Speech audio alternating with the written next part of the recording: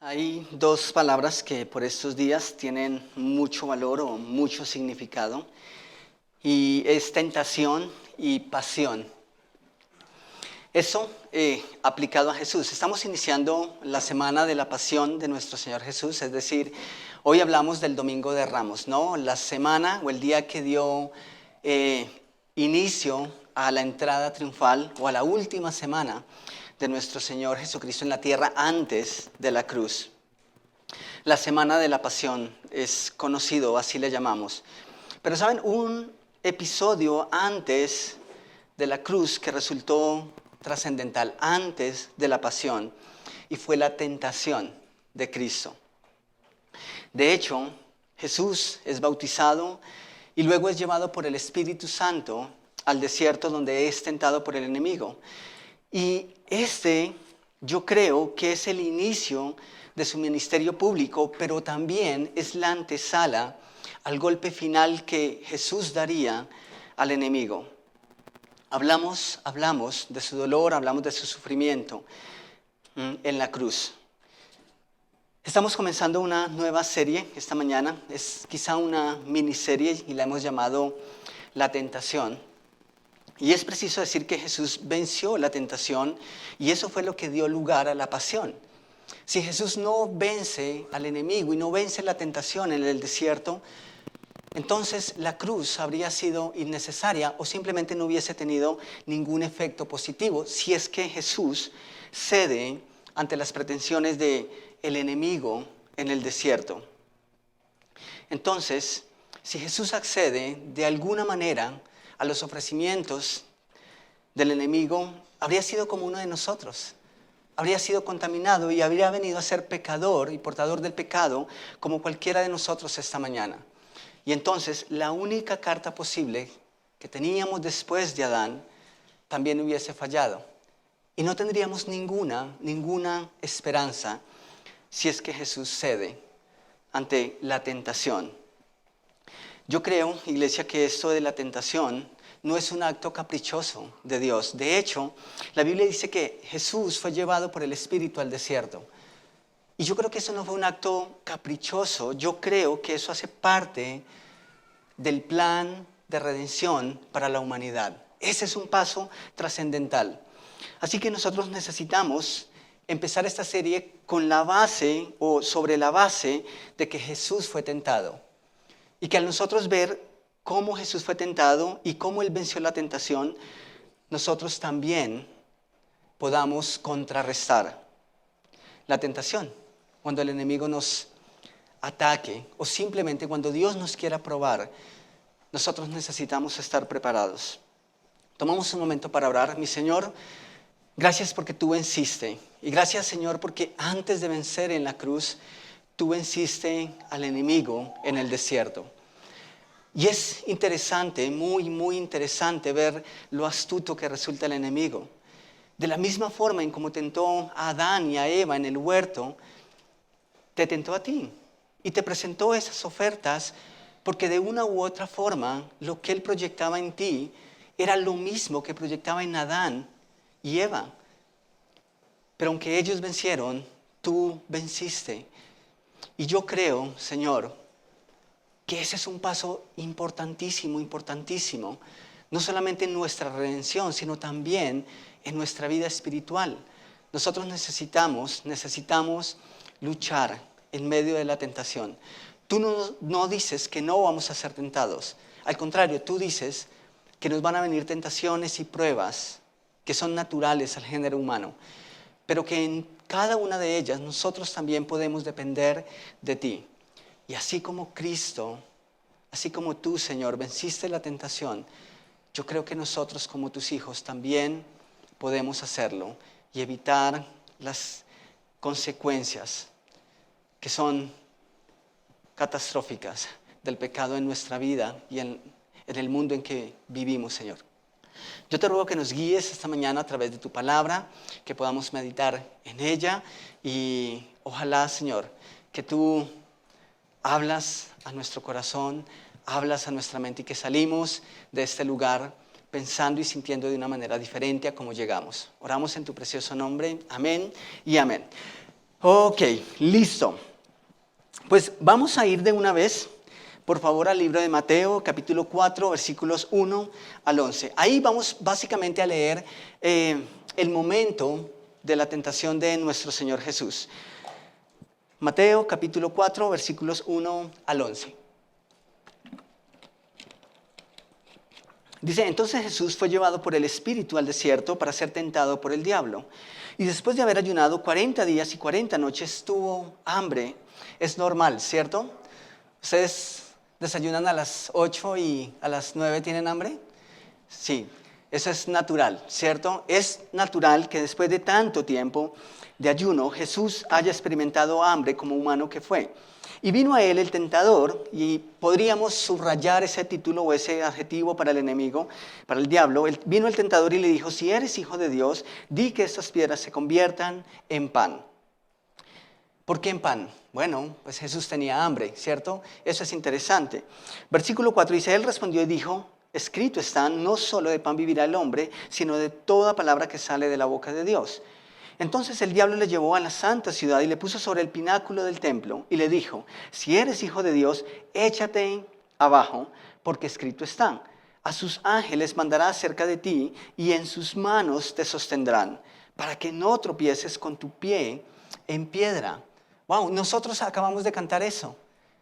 No me soltarás. Esa es una realidad, no solamente para Jesús, sino para cada uno de nosotros. Ahora, si tú estás en un terrado de un séptimo, octavo, noveno piso y alguien te dice, lánzate y muéstrame así tu fe, ¿tú lo harías?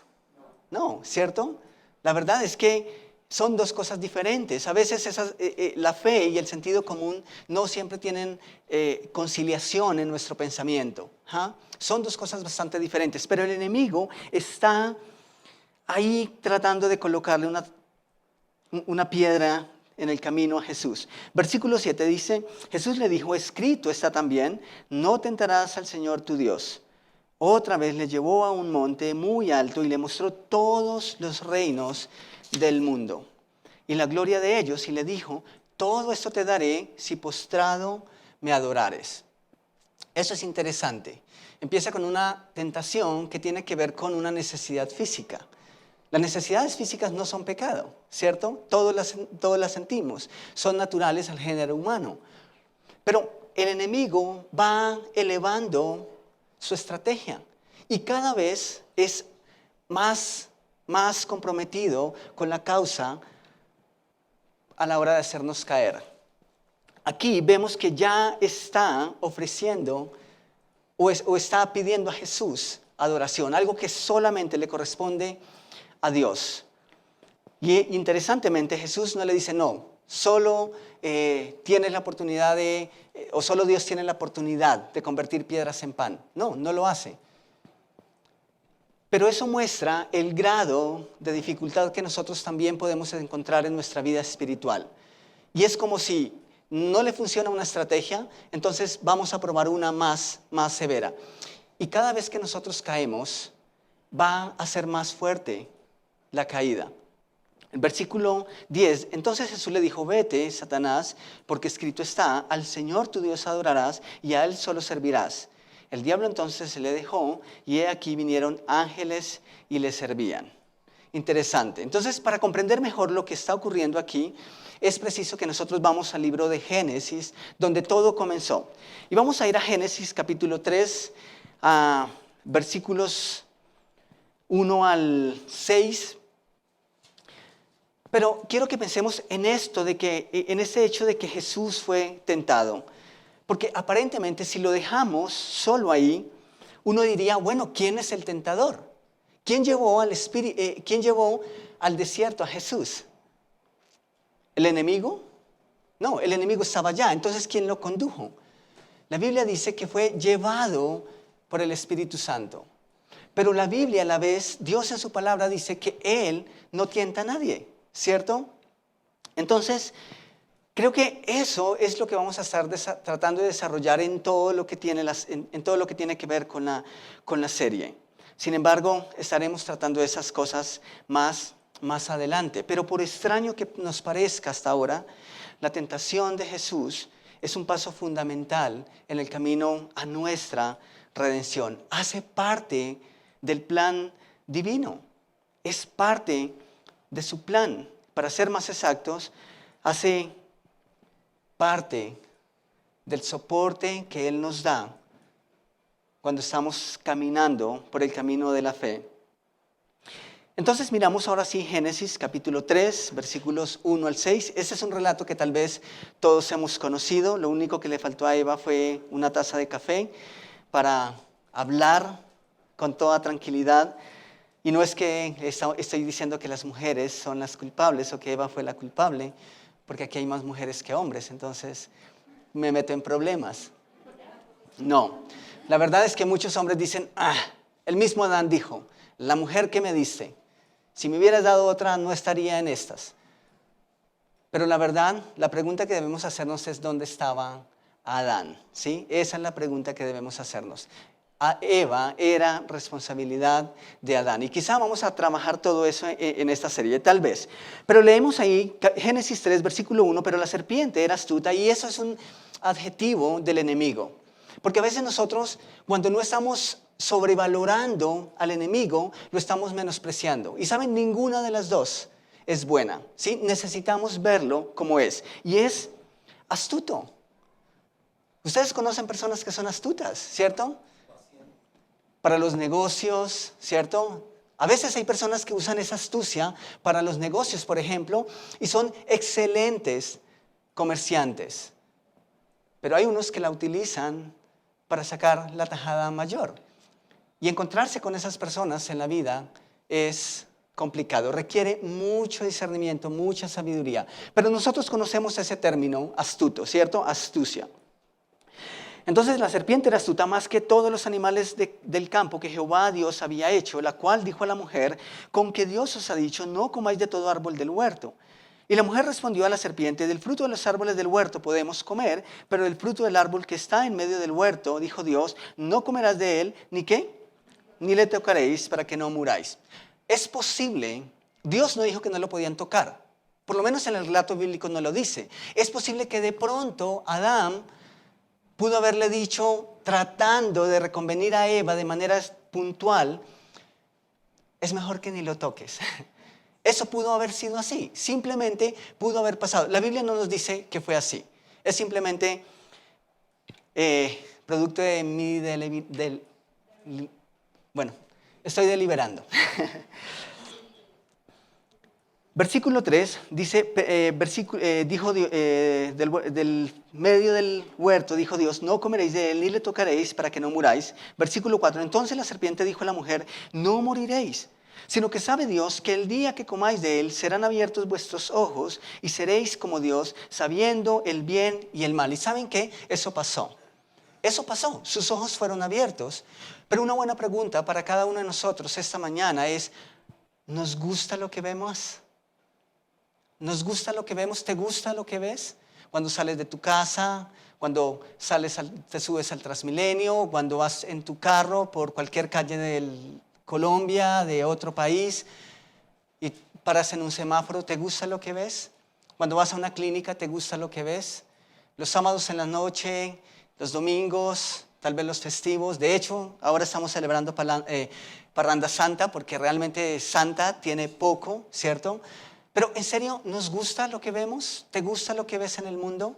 Pues los ojos de Adán y Eva, los ojos del hombre fueron abiertos y tenemos todo lo que vemos ahora. Versículo 6, y vio la mujer que el árbol era bueno para comer. Y esto, creo que esta va a ser la base de toda esta serie.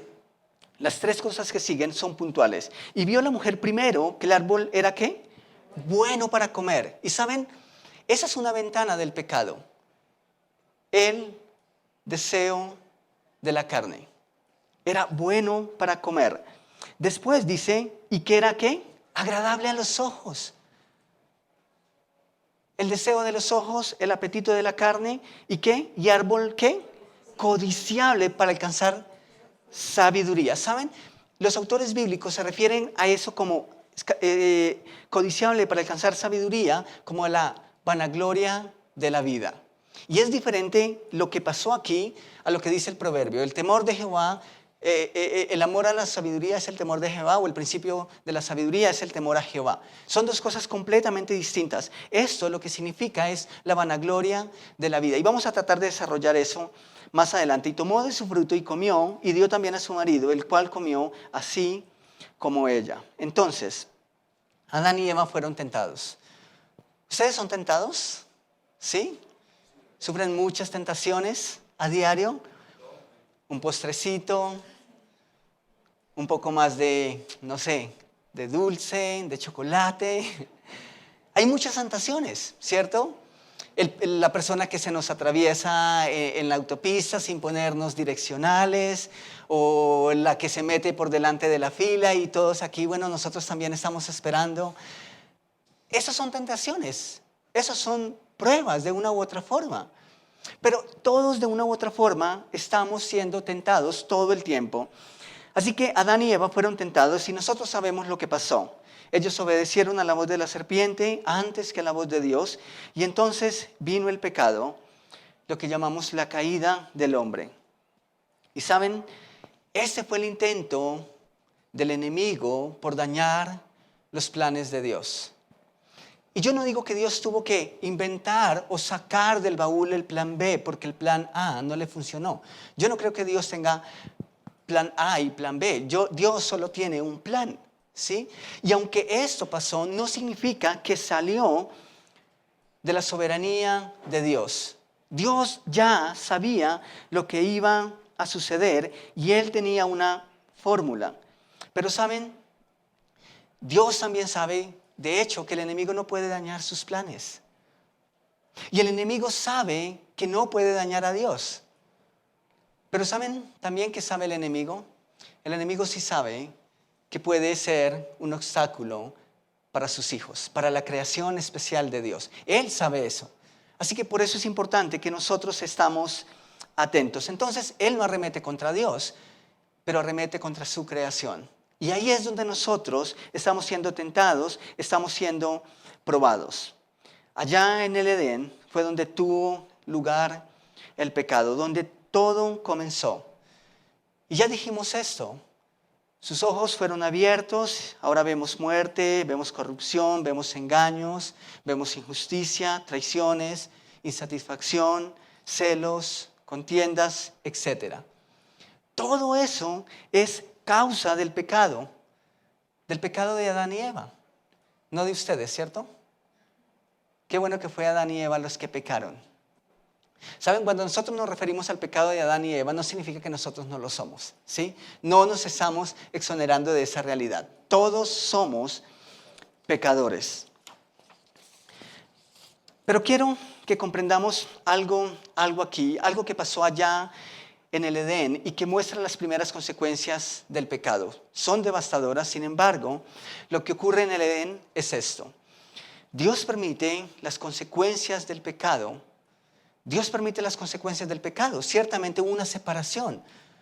Hubo una ruptura entre el Dios y el hombre. Pero Dios no emite una sentencia final allá en el Edén para el hombre por su pecado. Ahora, eso es importante que nosotros lo tengamos en cuenta. ¿Por qué? Porque si Dios emite una sentencia final para el hombre una vez pecó, pues lo hubiese condenado a vivir eternamente separado de Él. Dios no hace eso. Sin embargo, permite que el hombre viva parte de las consecuencias del pecado. Nosotros las vivimos. Seguro que si tu hijo, hay unas reglas en casa, si tu hijo las quebranta y tal vez vienen algunas consecuencias, tú vas a permitirle como padre que ese hijo viva parte de esas consecuencias. No significa que lo vas a tener así por todo el tiempo. No significa que ya no es tu hijo. No significa que lo vas a negar o que lo odias o que ya no lo amas. Pero Dios nos deja vivir parte de las consecuencias de nuestros actos. Sin embargo, no condenó al hombre a la eternidad sin Él. De hecho, lo expulsó. ¿Y por qué lo expulsó? Bueno, esto es algo que nosotros hemos visto muchas veces. Lo expulsó para que no comiera el árbol de la vida. Porque si comía el árbol de la vida en su condición caída, eternamente iba a vivir en esa condición y no habría lugar para la redención.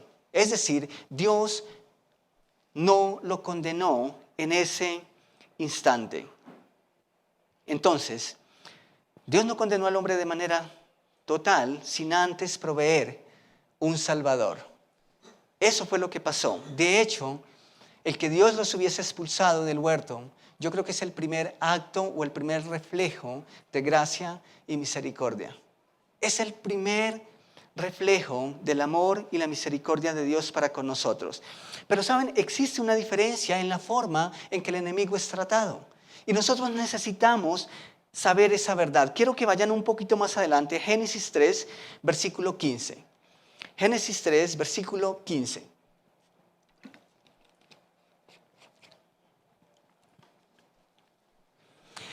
Esa fue la sentencia para el enemigo, para la serpiente, es decir, para el diablo o como lo queramos llamar.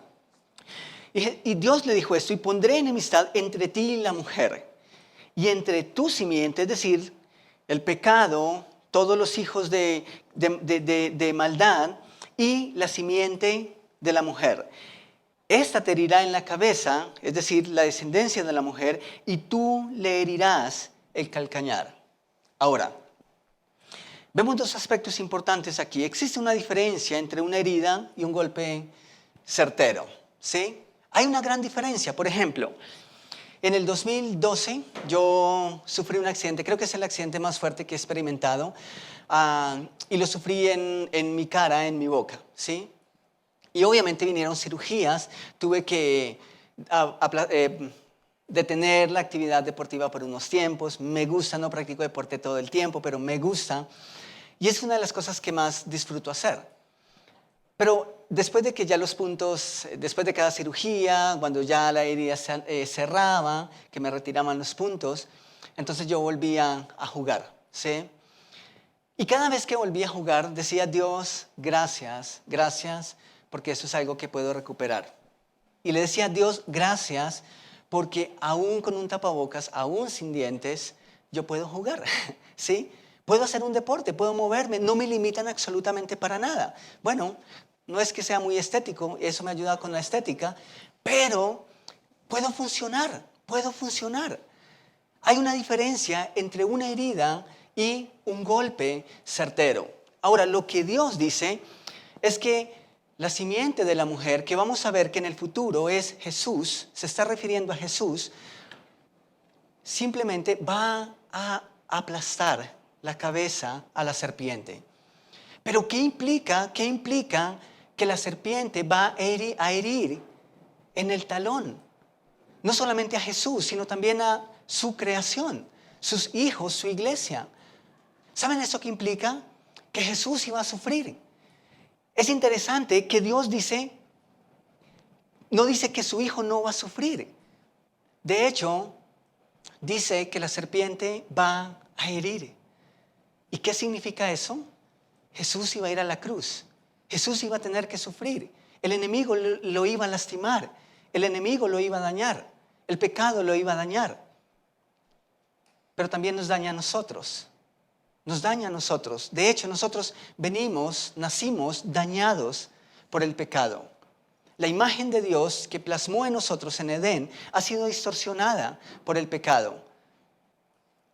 Lo interesante de todo esto es que el enemigo va a herir el talón.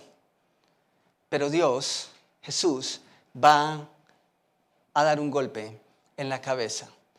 Nosotros entendemos lo que eso significa. Tal vez en alguna ocasión nos hemos cortado un dedo y funciona.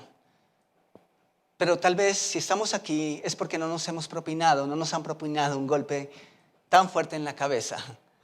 Por eso estamos aquí. Y eso es lo que va a pasar. En palabras del apóstol Pablo, quiero que miremos Romanos 16:20.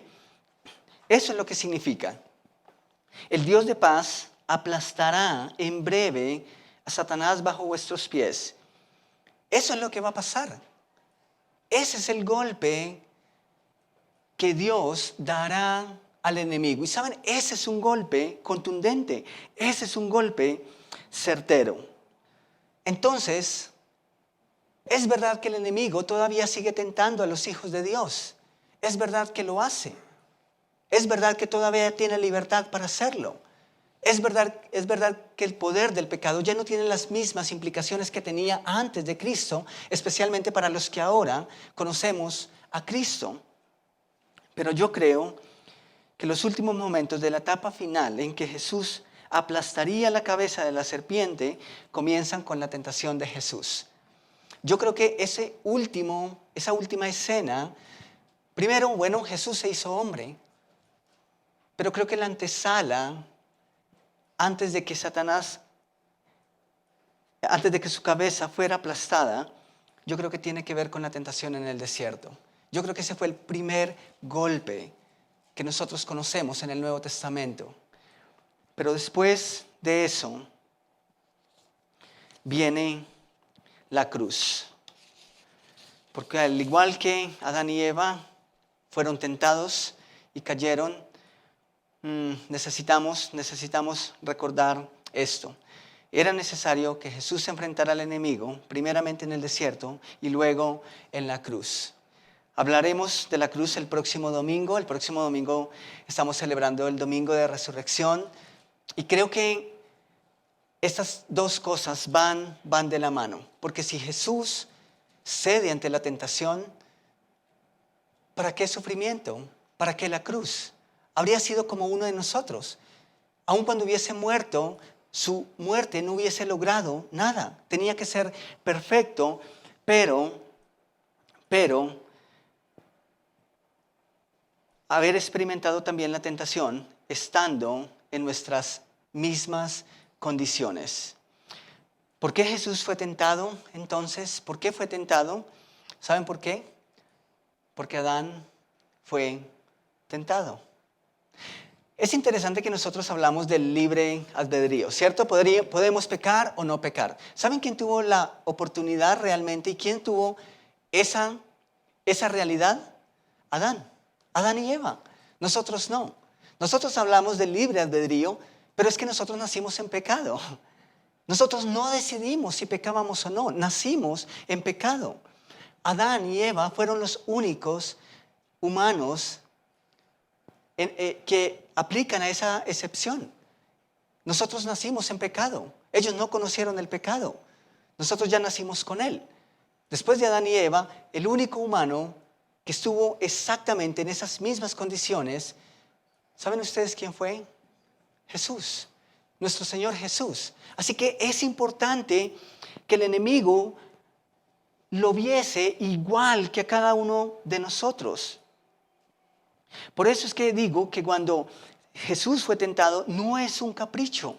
Es porque ciertamente algunos lo ven como capricho, pero no era un capricho. Tenía que ser así, tenía que pasar de esa manera. Entonces, si Jesús no vence la tentación allí en el desierto, tampoco hablaríamos de la pasión de Cristo. Y saben, el enemigo es osado. El enemigo es serio. Él supo sabía que le había dado resultados con Adán y Eva.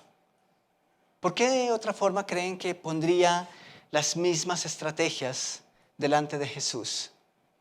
Porque sabe que funciona. Entonces, el enemigo sabe y cree esas cosas. El enemigo es el tentador. ¿A quién tienta? A los hijos de Dios. Pero también es el acusador. ¿A quién acusa? A los hijos de Dios. Es decir, Él los tienta para que caigamos y luego nos acusa para que Dios nos condene. Eso es lo que Él hace y lo hizo con Eva. Y ahora lo hace con Jesús. Pero ¿saben? El hecho de que Jesús haya sido tentado nos comunica algo que es crucial. ¿Por qué? Porque lo que Satanás vio en Jesús allá en el desierto ¿fue un ángel? No. ¿Fue a Dios? No. ¿Fue a un superhumano? No. ¿Saben a quién vio el enemigo en el desierto? Un humano tal como usted y como yo. Lo que el enemigo proyectó en Jesús allá en el desierto fue un humano débil, vulnerable.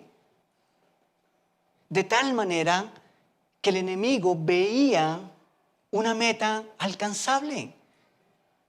Lo que el enemigo vio en Jesús allá en el desierto fue un Adán de carne y hueso, un humano, y entonces no dudó un solo instante en colocar la tentación. Entonces, eso es bueno, eso es bueno. ¿Saben por qué es bueno? Porque Satanás nos ratifica lo que muchos hombres han tratado de negar, que Dios fue 100% hombre. Y si es que Dios no fue 100% hombre, entonces tenía una ventaja y la exigencia de Dios no hubiese sido satisfecha por él. Pero él fue un humano, 100% humano, perfecto. De hecho, quiero que miremos en Romanos, capítulo 5, versículos 12 al 19. Simplemente vamos a leer algunos versículos dentro de ese texto. Romanos 5, empezamos con el versículo 12, dice, por tanto, como el pecado entró en el mundo por un hombre, es decir, por Adán, y por el pecado la muerte, así la muerte pasó a todos los hombres, por cuanto todos pecaron. Solamente basó el pecado de un hombre. Versículo 14 dice, no obstante, reinó la muerte desde Adán hasta Moisés, aun en los que no pecaron a la manera de transgresión de Adán, el cual es ¿qué? ¿Leen ahí conmigo? El cual es figura ¿de quién? Del que había de venir. Ok, listo. ¿Quiénes vinieron después de Adán? Pues vinieron sus hijos. ¿Pero sus hijos reunían la condición de Adán primaria? No, porque sus hijos ya nacieron en pecado, con la herencia del pecado de sus padres. Entonces, ¿a quién hace referencia? A Cristo. Adán es figura de Cristo, no en la forma corpórea que Jesús iba a tomar, sino en la realidad de que fue concebido sin pecado. Jesús vendría siglos después y vendría en las mismas condiciones. Versículo 17, pues si por la transgresión de uno solo reinó la muerte, mucho más reinarán en vida por uno solo, Jesucristo, los que reciben la abundancia de la gracia y el don de la justicia. Así que, como por la transgresión de uno vino la condenación a todos los hombres, de la misma manera por la justicia de uno vino a todos los hombres la justificación de vida. Porque así como por la desobediencia de un hombre los muchos fueron constituidos pecadores, así también por la obediencia de uno los muchos serán constituidos justos. ¿Notan ustedes por qué la tentación de Jesús no es un capricho? Es parte esencial en el plan de redención de la humanidad. Del apóstol Pablo leamos un versículo más en 1 Corintios, esta vez capítulo 15, versículo 45, simplemente para reforzar esta realidad. 1 Corintios 15, 45.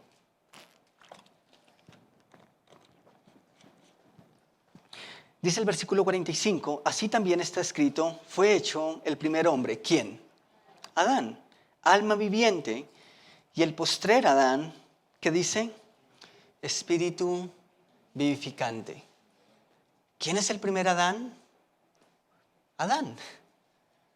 El que entregó todo al enemigo, el que perdió la batalla. ¿Quién es el postrer Adán? Jesús, el que restituirá la creación, el que podrá volvernos a esa imagen inicial de Dios, el que podrá volvernos justo al estado en el que Dios nos quiso ver desde siempre. Él es la única esperanza. Él es la única esperanza para nuestras almas, para la creación. Jesús peleó por ti y por mí en el desierto. Esa fue la batalla que él libró allá y él venció. Y creo yo, fue la antesala a la escena que llevaría a la victoria total de Jesús sobre la muerte y sobre el enemigo. De modo que podemos vencer si es que estamos en él. De modo que enfrentamos un enemigo que ya ha sido sentenciado y que sus armas no dañarán a sus hijos para siempre. Sus heridas no serán de muerte, pero ciertamente va a tentarnos y va a hacer lo posible por vernos dañados y por vernos caer. Adán cayó ante la tentación, pero en cambio Jesús venció y por él todos sus hijos, todos nosotros, cada uno de nosotros somos más que vencedores. Así que cuando el enemigo nos quiera ver caer, cuando Dios nos esté probando, tenemos que recordar que somos más que vencedores y que podemos vencer la tentación porque nuestro Señor Jesús lo hizo. Tomemos un momento para orar. Es interesante ver cómo por el pecado de uno, el pecado vino a todos.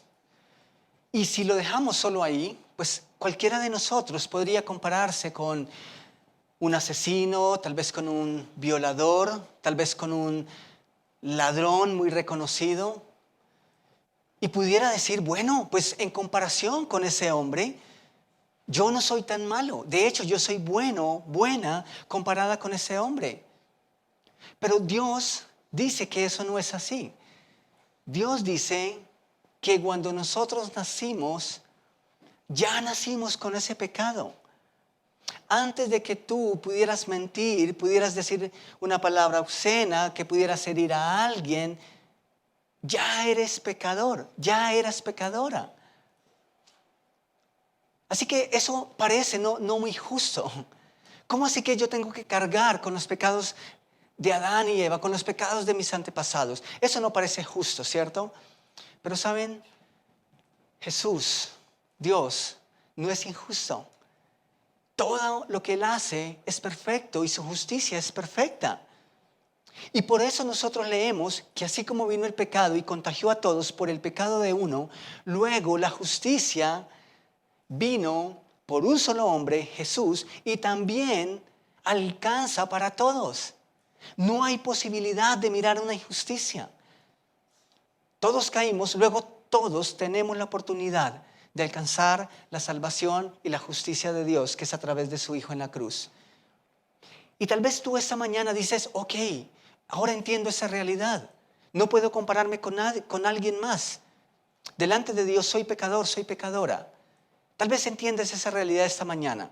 Y tal vez quieres dar ese paso de decir, Dios, yo reconozco que soy un pecador, que soy una pecadora, y quiero arreglar mi vida delante de ti. Quiero que seas el Salvador de mi vida. Quiero que seas mi Señor. Quiero estar seguro, segura de que he pasado de muerte a vida y que no voy a pasar la eternidad aparte de ti. Tal vez quieres hablar un poco más acerca de esto. Tal vez tienes dudas y quieres que alguien te explique un poco mejor. ¿Qué es esto de recibir a Cristo como nuestro Salvador y Señor? ¿Cómo es eso de tener una relación con Él?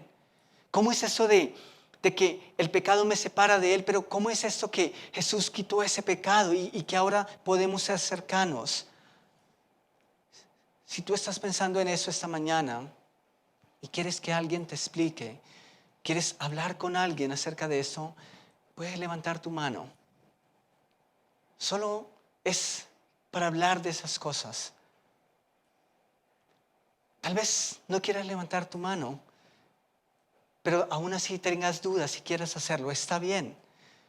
Tal vez ahora en el tiempo del café, después de terminar el servicio, tú quieres acercarte a alguien y cuadrar una cita, un momento para hablar de esas cosas, puedes hacerlo.